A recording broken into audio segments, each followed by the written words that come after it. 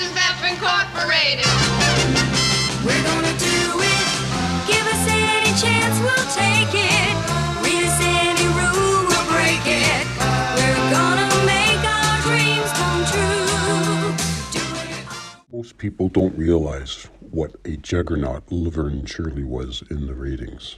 I'm not going to use clickbait, so I'm not going to name this video, what you didn't know about Laverne and Shirley or the truth behind Laverne and Shirley. When people talk about what the greatest sitcoms of all time were, at least commercially, people think of the great sitcoms from the late 70s into the early 80s. Happy Days, which Laverne and Shirley obviously was a spin-off from. You had MASH, you had One Day at a Time, you had Three's Company. There was a lot of great shows that people think about. Good Times, Sanford and Son. Most people don't mention Laverne and Shirley in the same breath.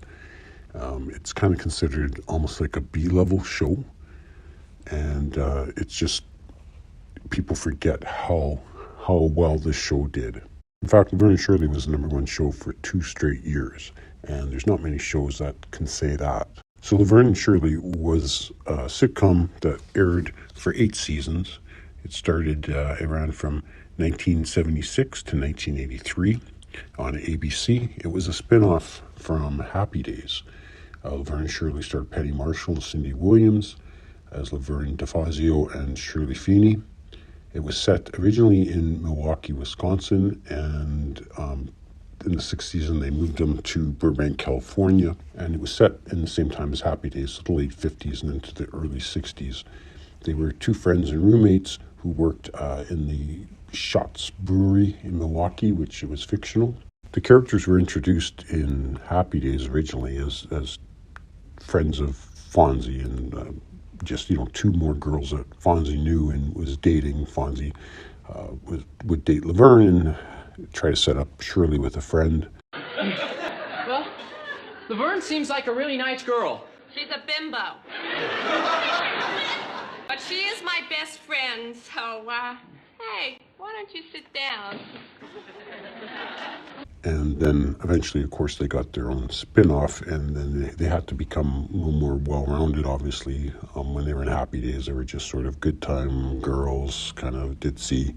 So like Happy Days, Laverne and Shirley was set in Milwaukee. The difference was that the Cunninghams were, a typical middle-class family, lived on the better side of town, and Laverne and Shirley made it quite clear that they lived on the other side of the tracks, and they're not so affluent, and they were two struggling girls in their own first apartment, in a basement apartment, where, of course, they met Lenny and Squiggy. The thing that kind of set it apart a little bit was it was easy for people to relate to.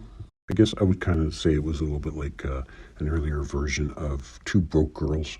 In some ways, it reminded me of The Odd Couple, with one more rambunctious, sloppy person and one more uptight. But a large part of its success is also strictly from the time. Back then, network mattered, time slot mattered, and lead-ins mattered. So Laverne and Shirley actually launched as a mid-season replacement in January of 1976. It started off in the Tuesday at 8:30 time slot. You can see that Happy Days was doing all right at number 11, but and Welcome Back, Kotter, which we think of quite fondly, was number 18. But Laverne and Shirley right away rose to as high as number 3 in the ratings.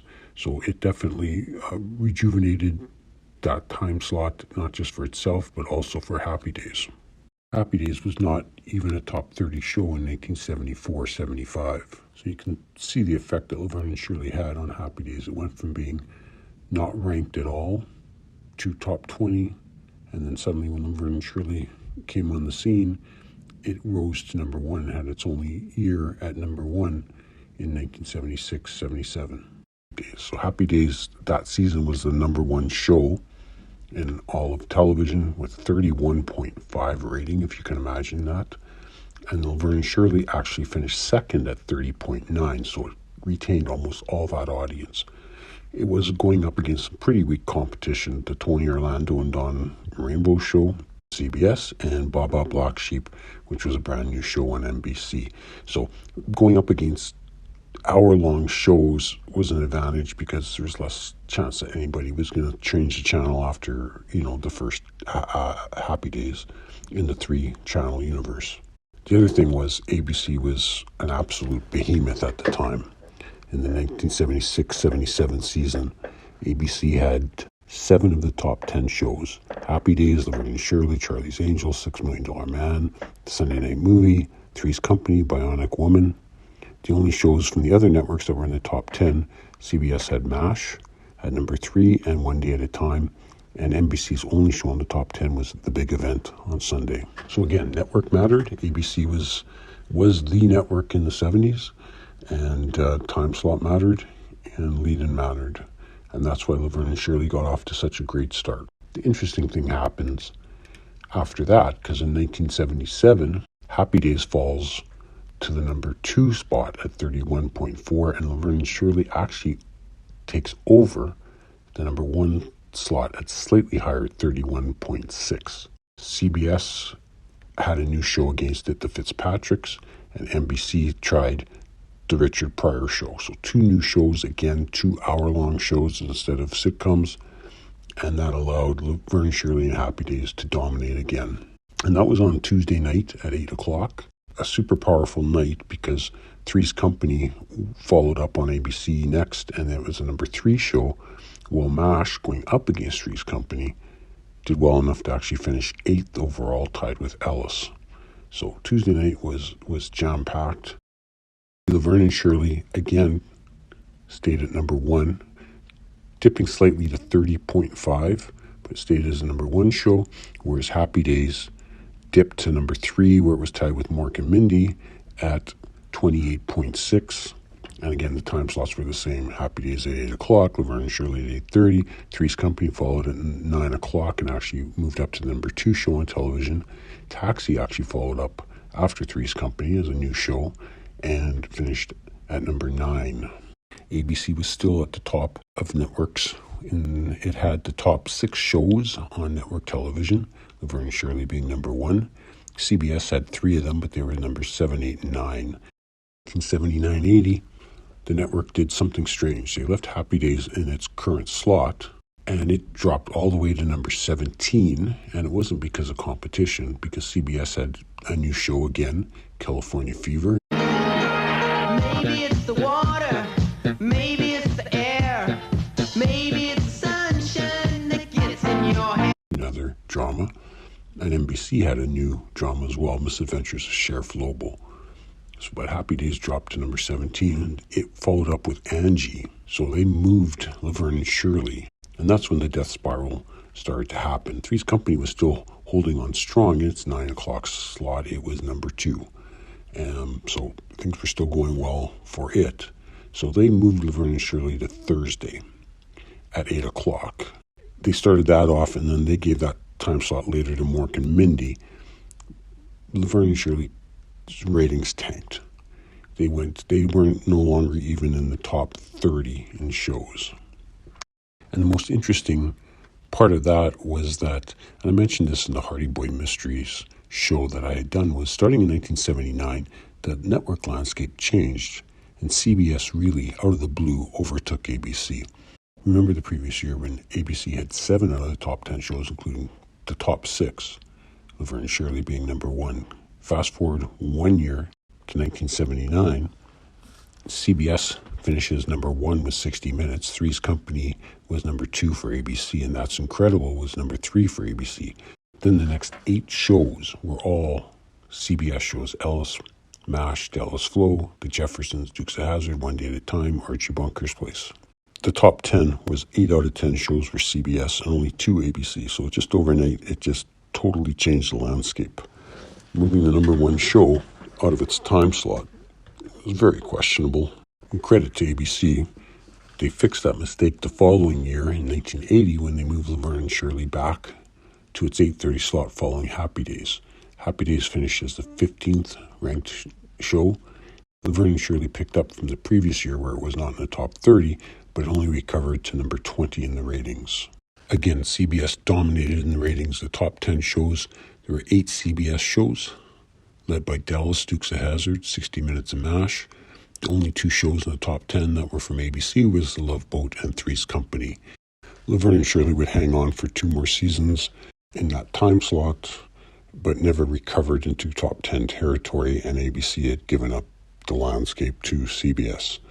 So again, really, the point of this is just to point out what a behemoth Laverne Shirley was in the ratings. Not too many shows get to be number one. Some of the shows that we think about, like MASH, for example, was never number one.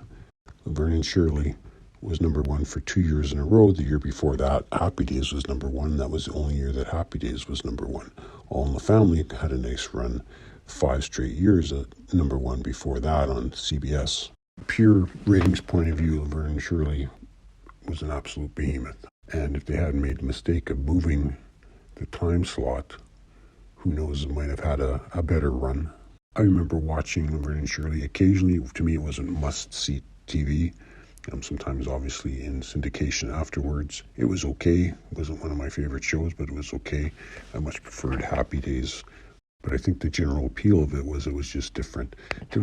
You can classify sitcoms into 3 sort of categories, right? So there's family sitcoms, which really dominated in the 70s, where the main action is centered around a family. I mean, there's still friends, there's still workplaces, but the main thing is around the family unit. Happy Days would certainly be in that category, as would All in the Family. The second category would be workplace, which there weren't too many of them. I mean, later on you had Cheers, and WKRP was in the 70s. I guess technically Welcome Back Kotter would be stuff like that. And then the third category of sitcom would be Friends. And obviously there's Friends, but before that, Three's Company would be an example of a show that was centered around Friends. Laverne and Shirley would definitely be another one, but there just weren't as many shows centered around Friends as opposed to family or workplaces. And so it kind of set it apart, as did the location in the Midwest, as did their financial situation. Although certainly you could say the same about shows like Sanford and Son and Good Times. I think people could just relate to them, to Laverne and Shirley, and because of the physical comedy, and I think it appealed to both men and women. As I mentioned in my other videos, which seem to be very ABC heavy, but on things like Hardy Boys, even Murder One in the 90s, network matters. Time slot certainly matters, competition matters, lead-in matters. At least it did back in the day. Thanks for watching. High hopes. Louder. High hopes. That's right. He's got high hopes. He's got high apple pie in the sky. Hope so anytime you're feeling